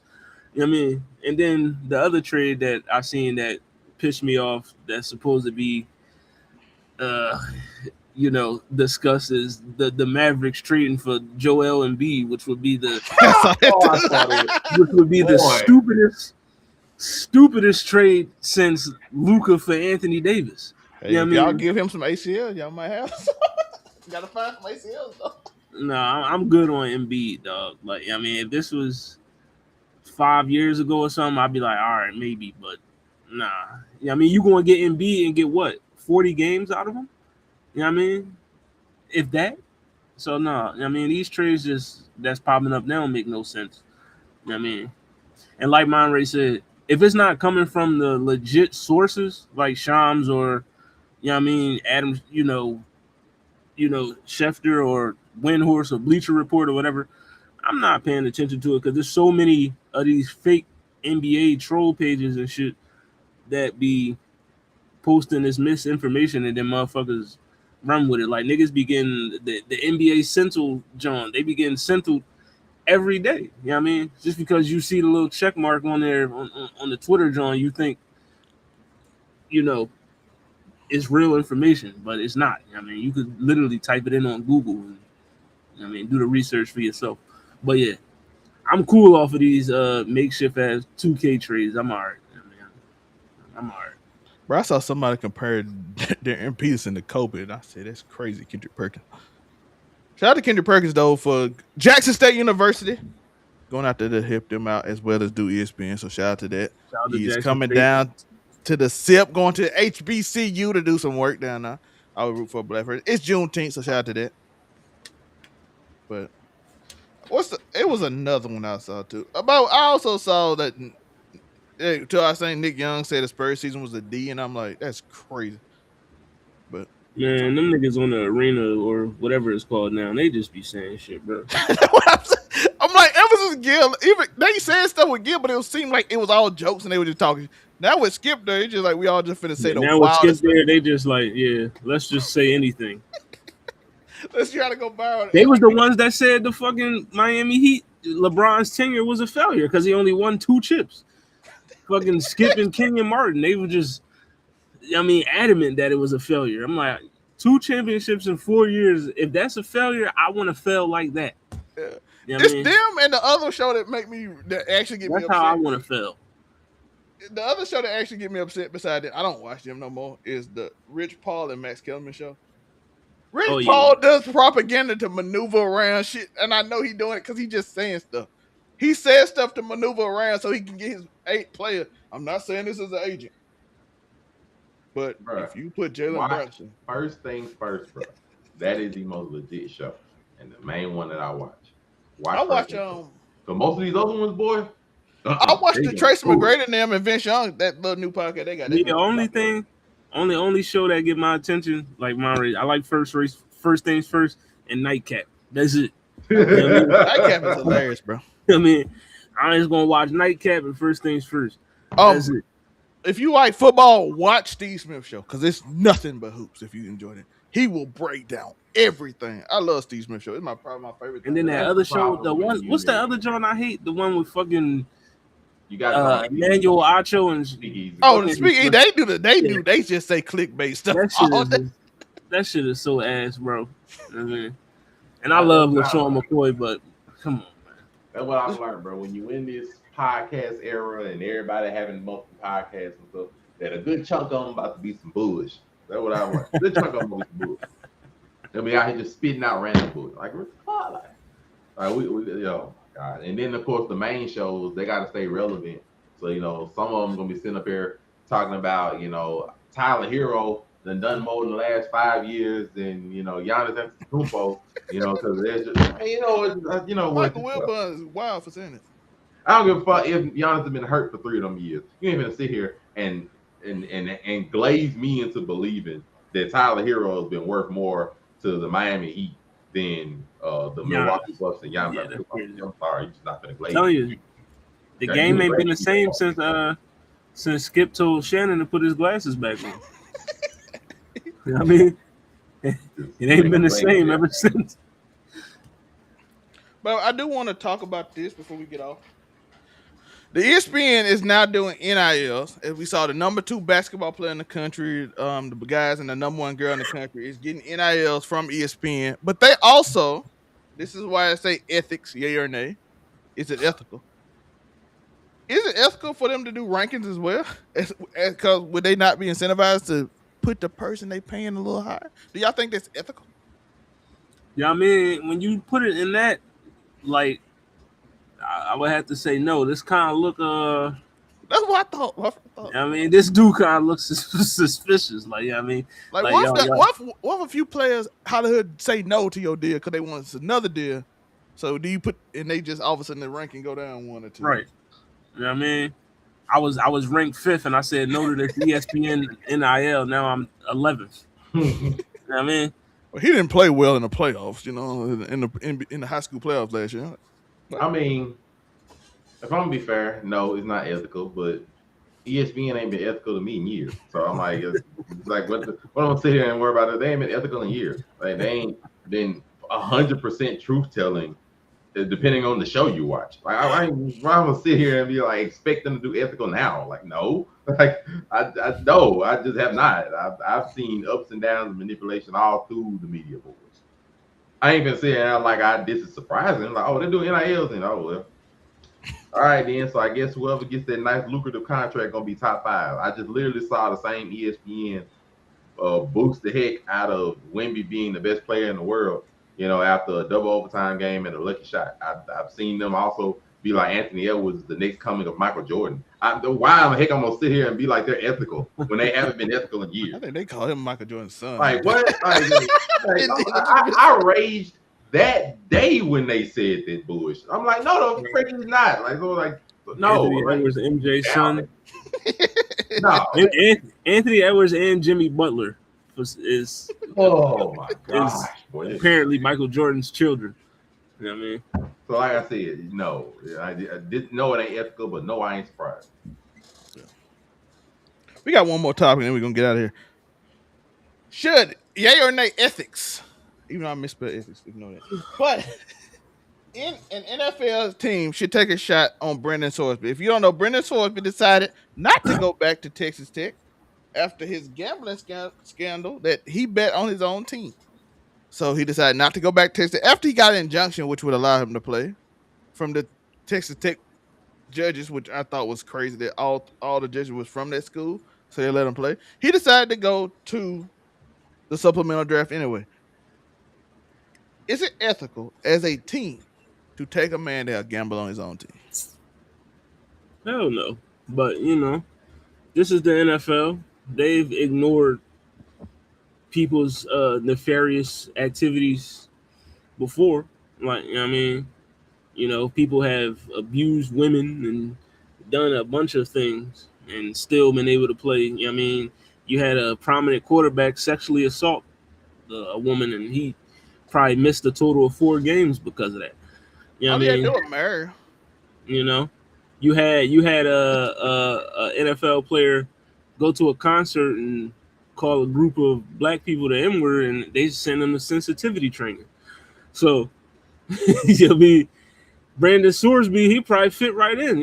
Somebody draft him, even though they shouldn't, because gambling on your team is against the rule, and if you allow him to continue to play, you setting the precedent now that you can do that. Like, you would have to completely change all the rules that comes with players gambling. You know what I mean? If you allow him to enter the NFL. So it's hella unethical. You know what I mean? And I ain't even know who this Brandon Sorsby nigga was until this situation happened. So is he even good enough to be in the league? You know what I mean? That should be like, are you good enough to even be an NFL quarterback? He was decent at Texas Tech. I don't know about. Cause like I don't even know the ball. Like I ain't hear you until you started gambling. You know what I mean? And I don't know. Maybe I just ain't care about Texas Tech enough last year, but I ain't know this nigga until this situation came about. So I'm gonna just say no, because it just sets a bad precedent. I mean, if you allow him to enter the league, you're gonna have to look past everybody else that's gambling. You know what I mean? Like, what's the nigga that just got banned from the NBA? Michael Porter Jr., brother. You might as well bring him back. You know what I mean? Let him come back and play if Brandon Sorsby can still get in. You know what I mean? I just think it's going to set a bad precedent across all sports. You know what I mean? Like, it should be what it is. You can't gamble. And if you do that, you got to face the consequences. Yeah. Monray? Is it ethical? No. Should they take a shot? Yep. Why? Because the NFL has already shown they ain't ethical for 100%. They have already swept a good number of stuff under the rug. Case in point, in recent memory, Calvin Ridley was guilty of betting on teams in the NFL. He missed a year and he is currently playing. He's a wide receiver. Deshaun Watson had 27 civil lawsuits of sexual misconduct against women. Got the biggest, most guaranteed contract in NFL history immediately afterwards. By the way, they hit it. I do want to say that they hit it, and the owner paid after he said, "I don't want to be on this team." No, the owner paid for the lawyer of all the women. So, like he got the most guaranteed NFL contract that they are still paying him, mind you, in the NFL history. So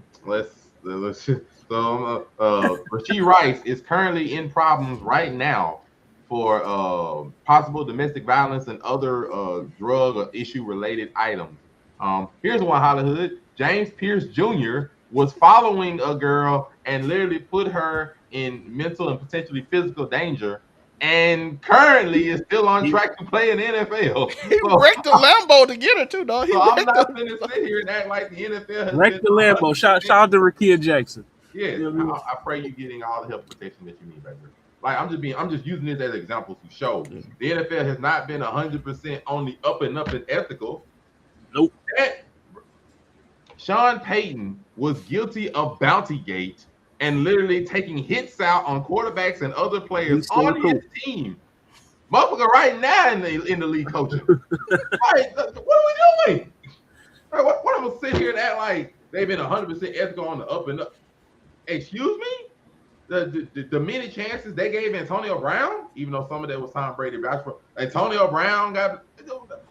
So anyway, yeah, they should take a shot on him because the NFL has already shown that sometimes if you good enough, or sometimes if it's not as bad as they hope it's not, they are willing to slide some stuff under the rug and still sign you and let you play. So therefore. He was betting on his own team. So Calvin Ridley. Well, Calvin Ridley might not have been betting on his own team. He was betting on teams. He didn't do 90. He didn't do 90K work though. How you know that? No, but this is not on Calvin Ridley. But I'm just like, I'm like the NFL has, like, bro, our greatest head coach in NFL history is a known cheater. I do not want to hear this whole nonsense. It's not ethical, but they ain't been ethical yet. Nope. They have not. Like the GOAT literally is got his own scandal of Deflategate.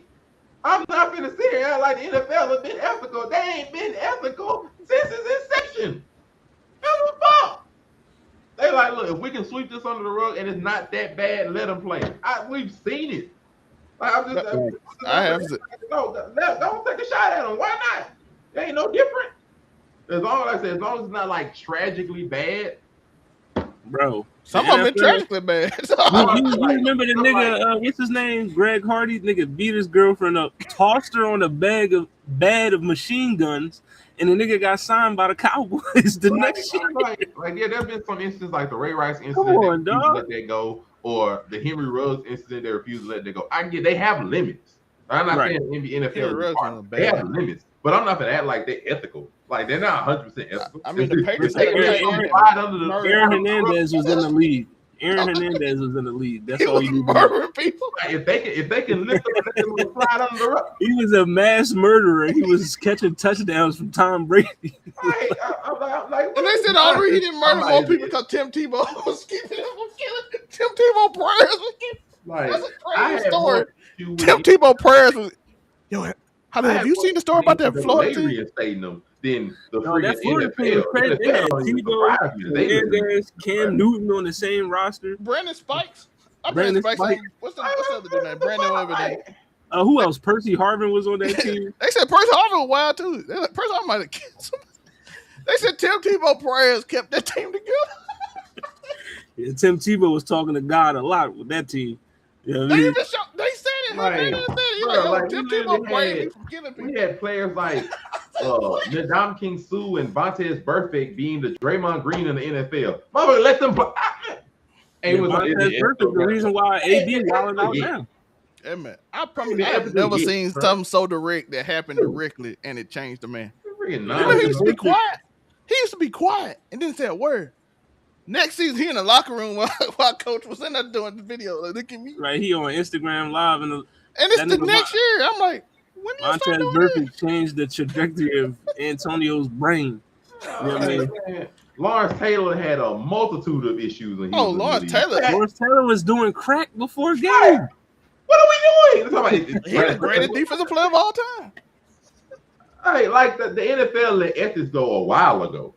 They just have limits on how far they're willing to throw under the rug. They have limits, but the ethics. Bro, the nigga was hitting the crack pipe and then getting 4 sacks in the same after. Like a while ago. That Hey, what he say in the interview? Y'all used to do drugs in locker room. Y'all don't?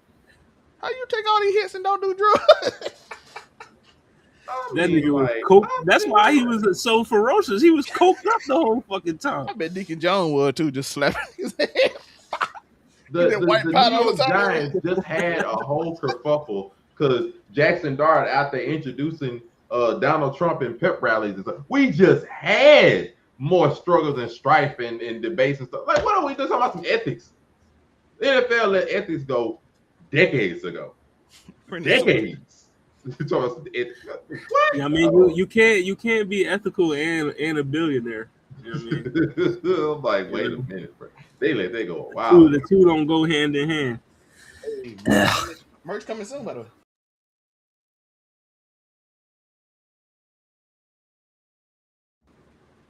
That's crazy. Merch coming soon. We don't sympathize with being there. You know what I mean? Why should we? I'm just like, bro. I was like, y'all remember some of the people we didn't have? The NFL listen, they allowed Ray Rice to come back until the backlash, and they was like, all right, hold on. Now did you hear when they said they saw the video before, but when he got out, they said he got out. That's too much. Okay, they seen it. It's like, yeah, we saw the video. It was all right. We're gonna suspend them 2 games, and then the video came out. Like, video was like, they was like, all right, the whole season. Right. You know what I mean?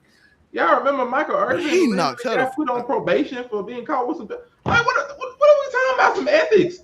Shout out to James Like, Harden. some of the greats literally had crap that was just like the NFL. Like, all right, just ban him for a couple of games. The nigga from the Panthers, Ray Caruth, the nigga killed his baby mom and his. Listen, man. Bro, like we sitting there, like Michael Vick literally had a whole dog fighting thing, bro. And He got played after he came. What are we doing? To be fair, he got punished way more than all the rest of them. I'm sitting there like, bro, Yeah, Mike Vick did do 2 years. He got punished more than everybody else did, but man, what they do, we Listen, know white people love their dog. as a teenager, as a Falcons fan, when that shit happened, bro, I was devastated because I'm like, man, we about to be ass again. And what happened? I was shocked. We was ass until our Lord and Savior Matt Ryan came and saved us. You know what I mean? But yeah, I was hurt when Vic got booked. Boy, I was hurt. I couldn't believe it. I'm like, nigga. I'm like, do y'all not understand the NFL? I ain't gonna lie, it felt like culture got set back. a few years when Yeah, McAfee so I'm went. like, bro, I'm like, bro, what is you doing? Yeah, man. That nigga was coaching for a little bit. That nigga in Atlanta was coaching, dog. Everybody wanted to be Vic. Bro, if they ask Andrew Luck and every quarterback now who they wanted to be when they grew up, they all say Michael Vick. Mike Vick. He was that Oh name. yeah, that boy made the running quarterback and everything look good. Especially we Before had Michael Vick, they were like, oh, black people ain't Sean smart enough to Jackson. be quarterback. You had a few, but like Donovan in there, but they were far in between. Not every quarterback almost black. Good chunk of them, and that's a good blend of all of them all across the board, black and white. Yeah. It's like now in the NFL, you got to be a mobile quarterback now. You know what I mean? Oh, you just have to be really, really bit. good if stationary. You just have to be really good if stationary. There are some like, Joe Burrow, and there are some that are good if it's just stationary. But Joe Burrow can run a little bit. He can. Joe Burrow can run, but he stay getting his ass smacked. So he, he do get put, but just he gotta stay in that pocket. But his offensive line ass. or like Matthew Stafford. Matthew Stafford don't like running. Matthew Stafford not a runner. Yeah, Matthew Stafford ain't. But he also old school too, though. But it's like you just have to be really good if you're throwing the ball. Just be a pure throw. You just have to be really good. Like, and I even respect like some other ones like Jared Goff is relatively good in the pocket. He's a solid quarterback, stuff like that. Like you just have to be good. It's just the running quarterback is becoming a lot more common now. Very true, but there are a number of them that just still solid. Yeah, we'll see. But that's the show for today. James Harden was booked in Houston. We ain't gonna speak too much on, but my boy, you too old. You too old, bro. Free my nigga James Harden. You too old to be doing this, James. I'm being for real, bro. You way too old to be doing this. Free Harden. I don't know what he did, but free. Well, what did he do? Let's see, so I can actually give y'all the story. I don't want to be putting. James, yeah, he got so much clout with the strippers. Ain't no pole dancers belly him out yet. It was a gun charge. Oh, he got gun related charges. Oh yeah, but nope. Well, it was I think he was having one and he's not licensed to have it, something like that. He in Texas, so he probably had to keep that thing on, especially in Houston. So, but get it legally, my guy. Get it legal. It's open. It's open carry. Get you a legal firearm. I mean. Yeah, it's getting thrown under the rug already. In Texas, it's not hard to get. It's Texas, dog. You can just go to Walmart and get this shit. They'll give it to you. You go to Walmart, you get your license. They be like, hey, you know how to hold a gun? It's a little point. You know how you put the gun in? Just all right, you good. It's Texas, dog. How you in Texas not getting your gun license? I get he probably he don't really live here, so I get he probably didn't think he needed, but he could keep it on him because he be in some places that he probably might need it one day. But like James, why ain't you rolling with a nigga that's strapped? Like you should have a motherfucker that's. You know what I mean? I would think that they would have security, considering you make millions of dollars. But I'm like some places that at that level, when you at that status, you shouldn't be carrying no type of weapon. Like motherfuckers, he 9 figures, bro. You should have somebody doing that for you. 9 figures, that's easy, but. I don't know what that means. Don't do that. But the same thing, but then we got the other people. So yeah. But it's been a good show. I appreciate y'all for coming. It's been a really good show. Me and Hollywood got a new show coming soon. Next week, me, him, and D-Rec on demand. Hopefully next week. We'll get Keep It 99 Music Theory coming soon. I'll probably do a solo episode this week, and we'll do bi-weekly between solo and what's name. Because I know I don't want to just put a bunch of shows on people, so I'm just gonna be doing I'm probably gonna start doing bi-weekly shows and do stuff like that so we can get people rotated in and out. So Keep It 99 Music Theory is coming, where we break down lyrics of old songs. The first one with me and Hollywood and D-Rec is gonna be Brenda Got a Baby, and see if that's still relevant today. The story of Tupac said. I don't know which one I'm doing yet, but we got me and Hollywood and them got Love Yours, that, and all kind of story about fame and stuff. We're gonna break down on Keep It 99 Music Theory. Of course, Sunday we have Cartoon Network Mount Rushmore. So we got that coming up, and I'm looking forward to that. We already got a list that was made by the group for who's on the Mount Rushmore. Eddie and Eddie is going to be, of course, in the top 30. I know people are going to yell about that, so I do want to get that out the way before we do anything else. There's a lot of Cartoon Network shows you can use. I just don't really know how people are going to flow when it comes to that, because Cartoon Network got a lot of good shows. It just depends on how you're going to flow with it. Our 4 right now is Adventure Time, Teen Titans, Courage the Cowardly Dog, and Powerpuff Girls. I'm already against one of them hard. So it is what it is. You probably can blame Cam for that. Huh? I'm assuming you can blame Cam for that. I know. I didn't even see What? Everybody the else did the same I thing. didn't even see the question when it was asked of the first four. So they got that to me. Don't worry. I'm gonna fight against it with all my might come Sunday. Yeah, so it's gonna be a good show. Look forward to that. We got the Keep 99 Sports Show back on Tuesdays. I know we did it today because we didn't have one Tuesday. Power review. I don't know. We might do some. I know people busy. We got to get time from people. So It's off season, so it don't matter. Yeah, so we got Power review show coming up soon. I already did my personal reaction. My first reaction from where I just react the first thing I think about that comes out that night.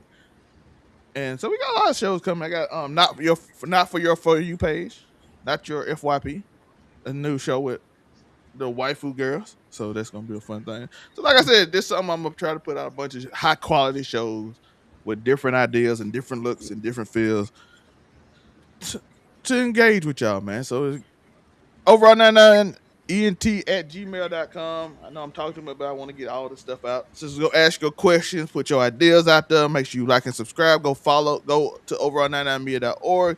You can find all these places. You click this man's face, you'll go to Make It Make Sense the podcast.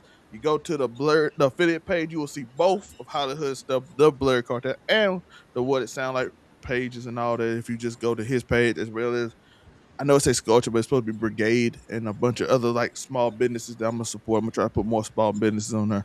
So go click everybody's pages. It will be right there for you, as well as Uniqo Williams, as you saw earlier, and everybody else. Y'all got anything to say before we get out of here? By the way, merch is right here. If you just on the screen, just take this screenshot. You can go find the merch right there. Easy. Or you can go to overall99media.org. Shout out to overall 99. Shout out to overall99.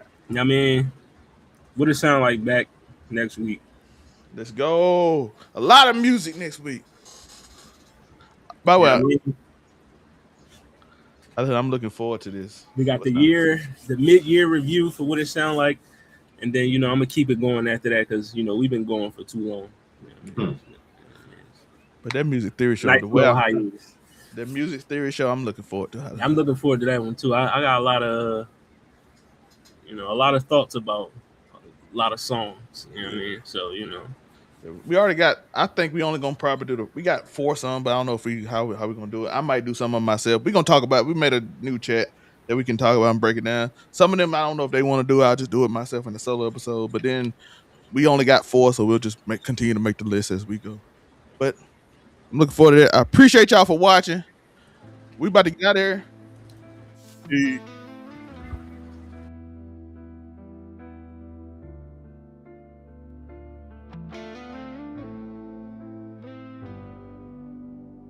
Lights dim, low shadows stretch long. Courtroom chaos, sports all wrong. The fraud judge speaks no truth at all. Who will rise? Who will fall?